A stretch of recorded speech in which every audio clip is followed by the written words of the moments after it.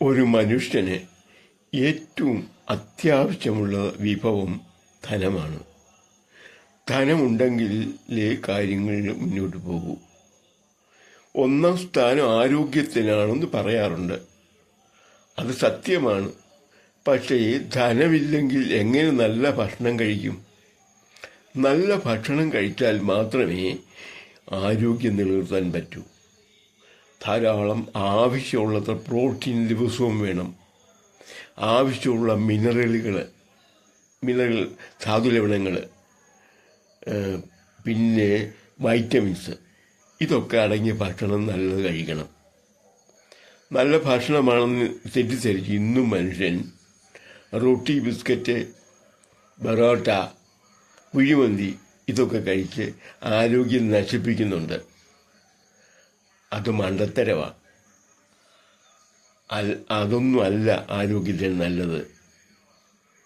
പ്രകൃതിയിൽ നിന്ന് കിട്ടുന്ന പരമാവധി കഴിക്കാൻ ശ്രമിക്കുന്നതാണ് നല്ലത്. പഴങ്ങളെല്ലാം തീരെ വിലയില്ലാതെ ചക്കപ്പഴം നമ്മുടെ നാട്ടിൽ ഏറ്റവും ധാരാളം വൈറ്റമിൻസും മിനറൽസും ഉള്ള ഒരു പഴമാണത്, ഓമയ്ക്കപ്പഴം. ഇതുപോലുള്ള പഴങ്ങൾ നാട്ടിൻ പുറത്ത് കിട്ടുന്നത് ധാരാളമുണ്ട്.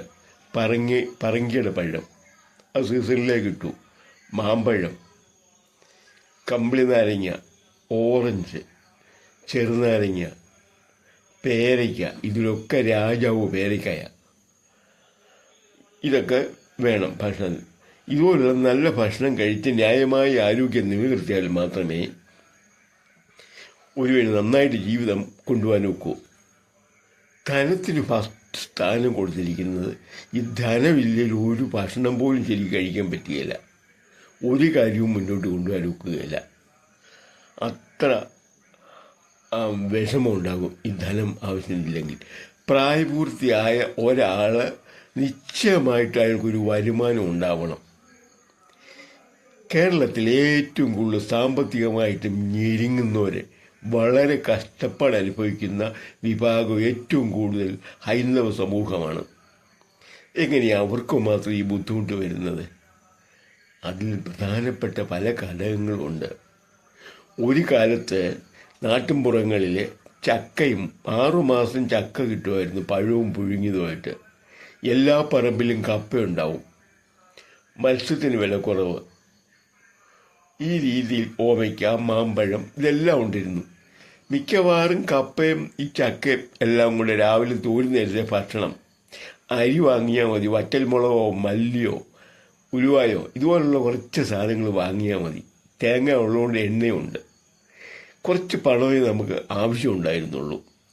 ഇന്ന് നെൽകൃഷിയൊക്കെ മിക്കവാറും ഇല്ലാതായി. കുറച്ച് കണ്ട ഒരു എങ്കിലും വിതയ്ക്കാൻ പറ്റുന്ന ചെറിയ സ്ഥലമെങ്കിലും മിക്ക വീടുകൾക്കുണ്ടായിരുന്നു. അതൊക്കെ പോയി, കൈവശം വന്ന് വിട്ടുപോയി, വിറ്റ് കളഞ്ഞു. ഇല്ലെങ്കിൽ കൃഷി ചെയ്യാൻ പറ്റുന്ന അവസ്ഥയിലായി.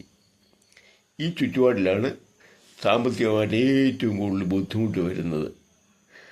കുട്ടികളെ പഠിപ്പിക്കുക, ചികിത്സ ആവശ്യപ്പോൾ ചികിത്സയ്ക്ക് ആവശ്യമുള്ള ഡ്രസ്സ്, ജീവിത ആവശ്യങ്ങൾക്കുള്ള അനേക ആവശ്യങ്ങളുണ്ടല്ലോ, ഇതിനൊക്കെ ആവശ്യമുള്ള പണം വേണം. ഈ ധനം പ്രായപൂർത്തിയായ ഒരാളിന് കിട്ടുന്നുണ്ടോ എന്നൊന്ന് പരിശോധിച്ച് നോക്കിയാൽ അറിയാം. 5 പേരുള്ളൊരു വീട്ടിൽ പ്രായപൂർത്തിയായ എല്ലാവർക്കും വരുമാനമില്ലെങ്കിൽ കാര്യങ്ങൾ മുന്നോട്ട് പോവുകയില്ല. അങ്ങനെ ഒരു കണക്കൂട്ടിൽ ആരുമില്ല. സ്ത്രീകൾ നോക്കണ്ട. കാരണം ഒരു ഗൃഹഭരണം ഒരു മാസം 50,000 രൂപയുടെയെങ്കിലും വർക്ക് അവർ ചെയ്യുന്നുണ്ട് വീട്ടിൽ. അത്ര ഉത്തരവാദിത്തോടെ ചെയ്യുന്നുണ്ട്. അതേ സമയത്ത് ഒരു സഹായത്തിനൊരാളെ നിർത്തിയാൽ 20,000 രൂപ മാസം കൊടുക്കണം. അവർ ചെയ്യുന്നതിൻ്റെ ഏതാണ്ടൊരു 25 മടങ്ങ് ഉത്തരവാദിത്തോടെ നന്നായിട്ടും ചെയ്യും വീട്ടിലൊരു ഗൃഹനായിക. അവരുടെ പ്രയത്നത്തിന് പുറമേ അവർ വേറൊരു ജോലിക്ക് പോകണം എന്നത് ശരിയല്ല. വീട്ടിലാണുങ്ങൾ, മറ്റ് സ്ത്രീകൾ പലരുണ്ടെങ്കിൽ അവർക്കൊരു വരുമാനം നിശ്ചയമായിട്ടും ഉണ്ടാവണം. അത് ഉറപ്പുവരുത്തണം. എന്ത് ജോലിയും ചെയ്യണം. നിയമത്തിൽ തടസ്സം വരല്ല, സാമൂഹ്യ മര്യാദയ്ക്ക് ഭംഗം വരല്ല. ഇത് രണ്ടും നോക്കിയാൽ മതി. എന്ത് ജോലിയും ചെയ്യാൻ തയ്യാറാവണം. ഇല്ലാതെയാകാവുന്നില്ല. എന്ത് ജോലി ചെയ്തും വരുമാനം ഉണ്ടാക്കണം, അതാണ് ആവശ്യം. ഹൈന്ദവന് മാത്രമേ ഉള്ളൂ ഈ വരുമാനമില്ലാത്ത പ്രായപൂർത്തിയായ ആൾക്കാർ വെറുതെ നിൽക്കുന്നത്. മറ്റൊരു സമൂഹത്തിലും പ്രായപൂർത്തിയായ ഒരാൾ ഒരു വരുമാനമില്ലാത്ത ഒരൊറ്റ ആൾ പോലും ഒരു വീട്ടിൽ കാണുകയില്ല. എന്തെങ്കിലും ഒരു പശുവിനെ കച്ചവടം ചെയ്തോ അവിടെ നിന്ന് ഇവിടുന്ന് പറങ്ങേണ്ടി അല്ലെങ്കിൽ ഒട്ടുപാല് വാങ്ങിച്ച് വിറ്റോ ഒക്കെ അവർ പൈസ ആവശ്യമുള്ളത് സമ്പാദിക്കും. പഴയ ചാക്ക് വിലക്കെടുത്ത് കൊണ്ട് വിറ്റിട്ടോ ഏതെങ്കിലും രീതിയിൽ ഒരാളുടെ ഒരു ദിവസത്തെ ചിലവിനാവശ്യമുള്ള പണം ഓരോ വ്യക്തിയും സമ്പാദിച്ചിരിക്കും. അതിനധികം സമ്പാദിക്കും, അത് മിച്ചമാവും. അങ്ങനെ എല്ലാ വ്യക്തികളും വരുമാനമുള്ളവരായി മാറണം. ഒരൊറ്റ ആൾ പോലും ഒരു രോഗികളായിട്ട് കിടപ്പുള്ളവരോ 60 വയസ്സിന് മേൽ പ്രായമുള്ളവരോ ഇല്ലെങ്കിൽ നമ്മൾ അതേക്കുള്ള നോക്കുക എന്നുള്ളതാണ്. അതിന് വരെയുള്ള പ്രായപൂർത്തിയായ 18 വയസ്സ് കഴിഞ്ഞാൽ വരുമാനം നിർബന്ധമായിട്ടും ഉണ്ടാവണം. MBBS എൻജിനീയറിങ്ങോ പോലുള്ള വലിയ കോഴ്സുകൾ പഠിക്കണമെങ്കിൽ 10, 22, 23, 24 വയസ്സ് വരെയൊക്കെ ചിലപ്പം വരുമാനം ഇല്ലെന്ന് വരാം. അങ്ങനെയാണെങ്കിൽ അത് അവർക്ക് വേണ്ടി വരുമാനം ഉണ്ടാക്കാൻ പറ്റില്ല. അത് കഴിഞ്ഞ് വരുമാനം വന്നോളുമല്ലോ. എന്നാൽ അതില്ലെങ്കിൽ ഒരു വരുമാനമില്ലാതെ ഒരു കാരണവശാലും ഒരു മിനിറ്റ് പോലും അന്യൻ്റെ സംസാരം കേട്ടിരിക്കാനും അതിനോട് സംസാരിക്കാനും കറങ്ങി നടക്കാനും ഉപയോഗിക്കുന്നത് ആത്മഹത്യാപരമാണ്. ഓരോ ഹൈന്ദവനും അത് അറിയണം. ഹൈന്ദവരാണ് ഇവിടെ കൊടിയും പിടിച്ച് നടക്കുന്നതും പോസ്റ്റർ ഒട്ടിക്കാൻ പശക്കുപ്പിയായിട്ട് പശത്തിന്നുമായിട്ട് രാത്രി അലിയുന്നതുമൊക്കെ. ഹൈന്ദവർ മാത്രമാണ് ഇതൊക്കെ ചെയ്യുന്നത്. മറ്റാരും അവരെയൊന്നും കിട്ടുകയില്ലെന്നും. അതുപോലുള്ള ഒത്തിരി അനാവശ്യമായിട്ട് സമയം ചെലവഴിക്കുന്നവർ ഈ ഹൈന്ദവൻ്റെ കൂട്ടത്തിൽ മാത്രമേ ഉള്ളൂ. കൂട്ടിപ്പിടിക്കണയിലും പോസ്റ്റർ ഒട്ടിക്കാനും ബാനർ വലിച്ചു കെട്ടാനും കൈപൊക്കി ഇൻകുലാബ് വിളിക്കാനും ഒക്കെ പറ്റുന്ന പറ്റിയ ഹൈന്ദവന് മാത്രമാണ്. അവനെ വരുമാനത്തെക്കുറിച്ച് ഒരു ചിന്തയില്ല. അധപ്പതനത്തിലേക്ക് പോയിക്കൊണ്ടിരിക്കുക ഈ വരുമാനമില്ലാത്ത കാരണം. വരുമാനം സമ്പാദിച്ചു ഒരു ദിവസത്തെ നമുക്ക് ചിലവ് വരുന്ന ഒരു വ്യക്തിക്ക് വരുന്ന ചിലവ് മുഴുവൻ സമ്പാദിച്ചു കഴിഞ്ഞ് ബാക്കി സമയം ചുമ്മാ ഇരിക്കുമോ, കിടക്കുമോ, ഉറങ്ങുമോ ഒക്കെ ചെയ്യാം. ആ ഒരൊറ്റ ദിവസം വിടാതെ എല്ലാ ദിവസവും വേണമല്ലോ ചോറും കഞ്ഞിയും അല്ലെങ്കിൽ ഇഡ്ഡലിയോ എന്തെങ്കിലും കഴിക്കണമല്ലോ, കുടിക്കണമല്ലോ. ഒന്ന് ഷേവ് ചെയ്യാൻ പണം വേണ്ടേ, ബ്ലേഡ് വാങ്ങണ്ടേ, കുളിക്കാൻ സോപ്പ് വേണ്ടേ, തലയിൽ തേക്കണമെങ്കിൽ എണ്ണ വാങ്ങണ്ടേ, ഡ്രസ്സ് 6 മാസം 1 കൊല്ലം കൂടുമെങ്കിലും വാങ്ങണ്ടേ, ന്യായമായ രീതിയിൽ സംഭാവന കൊടുക്കേണ്ടവർ കൊടുക്കണ്ടേ. ഇതിനെല്ലാം ധനം എവിടെ നിന്നുണ്ടാവും? വസ്തു വിറ്റിച്ചു കൊടുക്കുക. പണ്ട് ഉത്സവം നടത്താൻ വസ്തു വിൽക്കുമായിരുന്നു ഒരു പങ്കാൾക്കാരിവിടെ.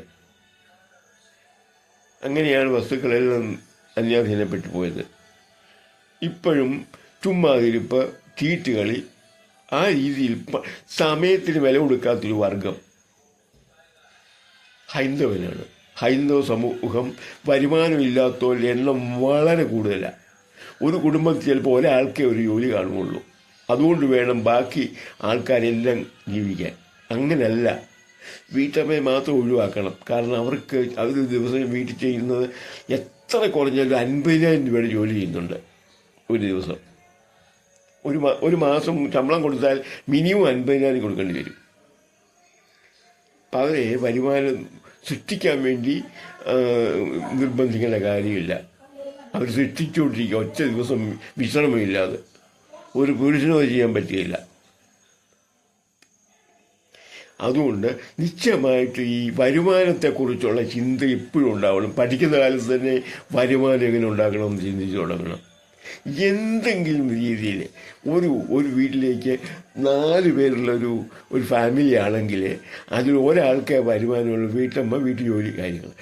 അപ്പം കുട്ടിയായിരിക്കുമ്പോൾ അവർക്ക് സൃഷ്ടിക്കാൻ പറ്റുകയില്ല. അവർ പ്രായപൂർത്തിയായി കഴിഞ്ഞാൽ അവരുടെ പേരിലും വരുമാനം വരുന്നുണ്ട് ഇവിടെ. അവരും കുടുംബമാവും. അപ്പോൾ ആ കുടുംബത്തിനും വരുമാനം വേണം. വരുമാനമില്ലാതൊരു കുടുംബം മുന്നോട്ട് പോയാൽ വലിയ അപകടകരമാണ്, വലിയ പ്രശ്നമാണ്.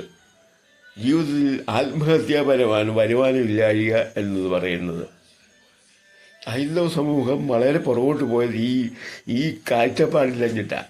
വരുമാനമില്ല. വളരെ കുറച്ചേ ഉള്ളൂ വരുമാനം. അഭിമാനബോധം എന്താ, മീൻ കച്ചവടം ചെയ്താൽ കിട്ടുമല്ലോ, വൈകിട്ടേക്ക് 1500 രൂപ നിസ്സാരമായിട്ട് കിട്ടുമല്ലോ ഒറ്റ ദിവസം ലാഭം.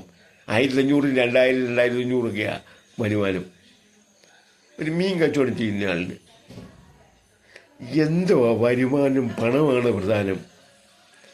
എന്തെന്ന് അഭിമാന ബോധം ദുരഭിമാനവും വെച്ചുകൊണ്ടിരുന്നാൽ അങ്ങേയറ്റം തറ പറ്റിപ്പോവും എല്ലാ രീതിയിലും.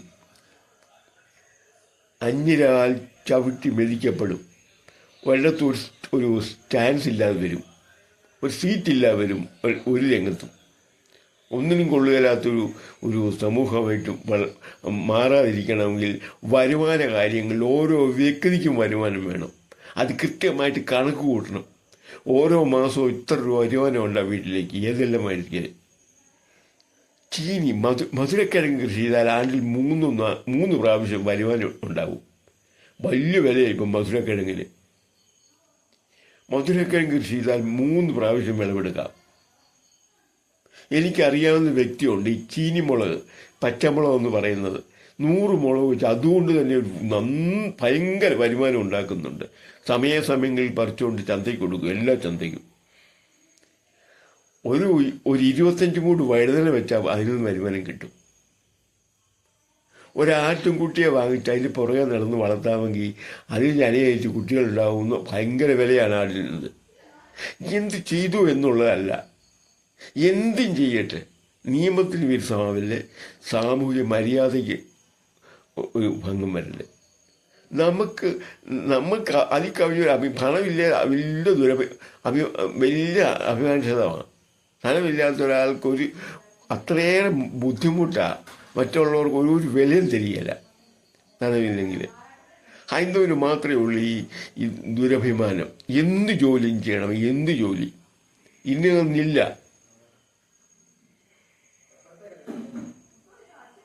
അങ്ങേയറ്റം ശ്രമിച്ചിട്ടൊരു വരുമാനം ഉണ്ടാക്കി. ഈ ഹിന്ദുക്കളുടെ സാമ്പത്തിക ശേഷിയിലുള്ള ആ കുറവ് വളരെ കഠിനമാണ്.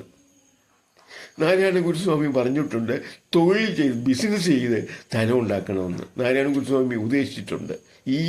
ഈ വീട്ടിൽ കുത്തിയിരിപ്പ് കണ്ടുകൊണ്ടാണ് പറഞ്ഞത്. അദ്ദേഹം ഉപദേശിച്ചുള്ളത് ബിസിനസ് ചെയ്ത് കാശുണ്ടാക്കണം, കൃഷി ചെയ്ത് കാശുണ്ടാക്കണം, എന്ത് ജോലിയും ചെയ്ത് കാശുണ്ടാക്കണം. 8 മണിക്കൂർ മനുഷ്യൻ ജോലി ചെയ്യാനുള്ള 8 മണിക്കൂർ എന്ത് ചെയ്യുന്നു എന്നുള്ള ഓരോരുത്തരും ആത്മപരിശോധന നടത്തണം വരുമാനത്തിന് വേണ്ടിയിട്ട്. കൊടി പിടിക്കാനാണോ ഈ 8 മണിക്കൂർ ചിലവഴിക്കുന്നത്? അന്യനോട് സ്വറ പറഞ്ഞിരുന്ന് കളയാനാണോ 8 മണിക്കൂർ ഉപയോഗിക്കുന്നത്? 8 മണിക്കൂറും ജോലി ചെയ്യണം പണത്തിന് വേണ്ടി. എന്ത് ജോലിയും ചെയ്യണം. ബ്രോക്കറാവാം, ഒരു കുഴപ്പമില്ല, പണം കിട്ടണം, അത്രയേ ഉള്ളൂ. തൂമ്പപ്പണി ചെയ്യാം, പണം കിട്ടണം. വൈകിട്ട് 1000 രൂപ കിട്ടും തൂമ്പണി ചെയ്താൽ. ചെയ്യാതിരുന്നെങ്കിലേ ഉള്ളൂ. പൈസ ഇല്ലാതെ വരുമ്പോഴാണ് ഈ കുറവ് മനുഷ്യൻ കൽപ്പിക്കുന്നത്. എന്ത് ചെയ്തും ധനം സമ്പാദിക്കാം, നിയമത്തെ മറികടക്കാൻ പോകില്ല. അതാത് രാജ്യത്തിന് നിയമം കീപ്പ് ചെയ്യണം. സാമൂഹ്യമായ ചില മര്യാദകളുണ്ട്, അതും കീപ്പ് ചെയ്യണം. എന്ത് ജോലി ചെയ്യാൻ എന്ന് തയ്യാറാവുമോ അന്നേ നന്നാവൂ. ഇന്നത്തെ അവരുടെ ബുദ്ധിമുട്ട് കാണുമ്പോൾ, ഓരോരുത്തരുടെ അക്കാലത്ത് നേട്ടം തിരിയുന്നത് കാണുമ്പോൾ സത്യത്തിൽ ഇതൊരു വല്ലാത്തൊരു അനുഭവമാണല്ലോ. ഈ ഹൈന്ദവർ മാത്രം ഇതെങ്ങനെയാണ് വന്നതെന്ന് ഞാൻ പലപ്പോഴും ചിന്തിച്ചിട്ടുണ്ട്. കുടുംബമൊന്നുമില്ല, എല്ലാ കുടുംബമാണ്. നമ്മളെല്ലാം യോഗിമാരുടെ മഹായോഗികളുടെ പിന്തുണക്കാരാ. അവർ എന്നിങ്ങനെയും ജീവിക്കുക. അവർ കാടിനകത്ത് കഷ്ടപ്പെട്ട് ജീവിച്ചവരാ ഈശ്വരനെ കണ്ടെത്താൻ വേണ്ടി, മനുഷ്യ സമൂഹത്തിന് വേണ്ടി ആശയങ്ങൾ സപ്ലൈ ചെയ്യാൻ വേണ്ടി ജീവിതം ഒഴിഞ്ഞു വെച്ചവരാ. അവർ തന്നൊക്കെയാണ് നമ്മളിന്ന് കൂടി നടക്കുന്നത് ആത്മീയതയാണെന്നും പറഞ്ഞ്. നമ്മുടെ ജീവിത തത്വങ്ങളും നിയമങ്ങളും മുഴുവൻ അതാ, കണ്ടെത്തലുകളും എല്ലാം അതാ. നമ്മൾ മാത്രം ഇങ്ങനെ അന്യന് വേണ്ടിയിട്ട് ഓരോരുത്തരും ഇങ്ങനെ ആരുടെയും പുറകെ നടന്നത് കാലം കഴിഞ്ഞാൽ നാണക്കേടും ബുദ്ധിമുട്ടുമാണ്. ജീവിതം ഒന്നും ആകുകയില്ല. അടുത്ത തലമുറ ഇത് കണ്ടാ പഠിക്കുന്നത്, അതിനടുത്ത തലമുറ അത് കണ്ടാ പഠിക്കുന്നത്. ഇതിനൊരു മാറ്റം വരാതെ 8 മണിക്കൂർ ജോലി ചെയ്യാൻ എന്ത് ചെയ്താൽ വരുമാനം ഉണ്ടാവും? 8 മണിക്കൂർ കൃത്യമായിട്ട് എല്ലാ ദിവസവും വരുമാനത്തിന് വേണ്ടി എന്ത് ചെയ്യുന്നു എന്ന ഒരു കുടുംബത്തിലുള്ള എല്ലാ വ്യക്തികളും വിലയിരുത്തണം. വീട്ടമ്മയെ ഒഴിവാക്കണം. അവർ കഠിനമായ ശ്രമമാണ് ഒരു ദിവസം ചെയ്യുന്നത്, കഠിനാധ്വാനമാണ് ചെയ്യുന്നത്. അത്ര മഹത്തായ ജോലിയാണത്. അതൊരു പുരുഷനല്ല, ഒരു സ്ത്രീ, ഒരു വീട്ടമ്മ ചെയ്യുന്ന പണി ഒരു 4 പുരുഷന്മാർക്ക് കൊണ്ട് ചെയ്യാനൊക്കത്തില്ല. അത് ചെയ്യുമ്പോഴേ അറിയാവുള്ളൂ. നമുക്ക് നോക്കുമ്പോൾ ചെറുതാണ്, ഇത് കഞ്ഞി വെച്ചിട്ട് കറിയും വെച്ച്, അതൊന്നും അല്ല. വീട് കാര്യങ്ങൾ നോക്കും, അതിഭയങ്കരമാണ്. അത് ദയവായിട്ട് ഇതൊന്ന് ശ്രദ്ധിക്കണമെന്ന്, ഓരോ ഇത് കാണുമ്പോൾ അങ്ങ് ദുഃഖം തോന്നുന്നു, അതുകൊണ്ടങ്ങ് പറഞ്ഞു പോകുന്ന